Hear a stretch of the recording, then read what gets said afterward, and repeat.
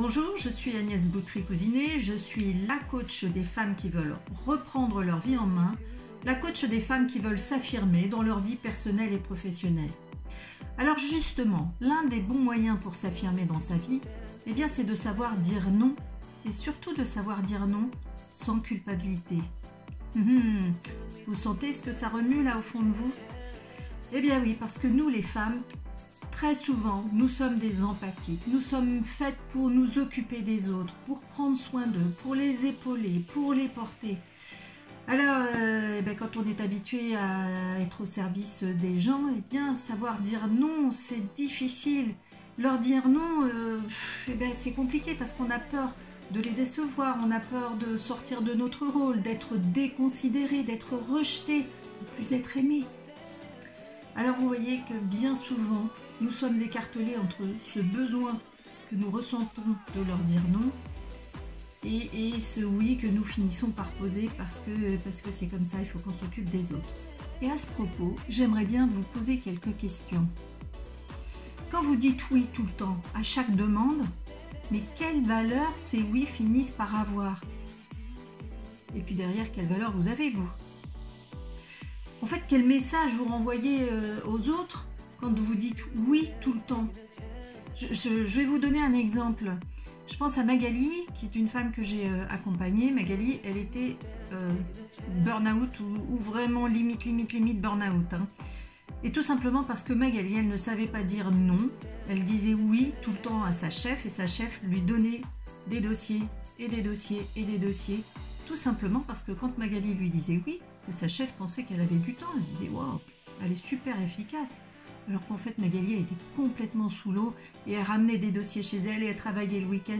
Elle ne s'en sortait plus. Vous voyez, c'est important de se poser ces questions-là. Et puis derrière tout ça, il y a aussi le fait de quelle image vous forgez à dire oui tout le temps. Celle de la bonne pomme à qui on peut tout demander? C'est pas fameux ça.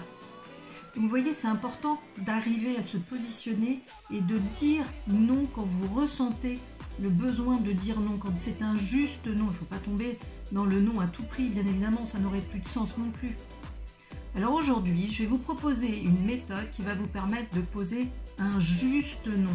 Un non qui soit respectueux de vos besoins et qui considère en même temps votre interlocuteur, parce qu'il est important que les deux parties soient considérées. Donc vous allez commencer par reformuler la demande de votre interlocuteur. Par exemple, si j'ai bien compris, tu me demandes de traiter ce nouveau dossier et de le boucler pour le 31 de ce mois-ci. Ensuite, deuxième étape, vous allez poser une balance pour-contre. Pour, vraiment, je suis ravie que tu me fasses cette proposition-là parce que effectivement, je trouve ce dossier extrêmement motivant et j'ai à cœur de participer au développement de l'entreprise. Contre, ceci étant, je suis déjà saturée de dossiers et je ne peux pas me surcharger davantage parce que j'ai à cœur de faire du travail de qualité. Or là, je sais que je ne vais pas pouvoir être performant sur ce dossier-là qui va me demander beaucoup d'investissement. Donc je suis désolée, je suis obligée de décliner ta proposition. Troisième étape, ouverture.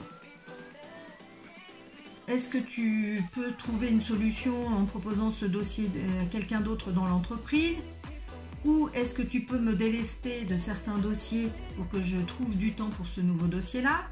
Ou est-ce que tu peux étayer mon poste avec un nouveau collaborateur de façon à ce que que j'ai du temps de dégager pour m'intéresser à ce dossier?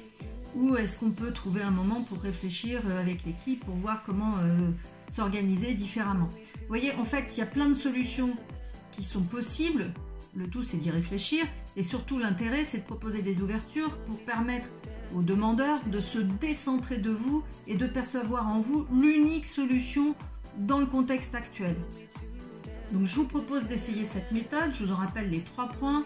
Reformulation, balance pour-contre, ouverture. Et si vraiment ça ne fonctionne pas, si vous n'arrivez toujours pas à dire non, eh bien n'hésitez pas à me contacter pour en parler. Je suis là pour ça, je suis là pour vous aider à finalement avoir une vie bien plus sereine et heureuse. À bientôt!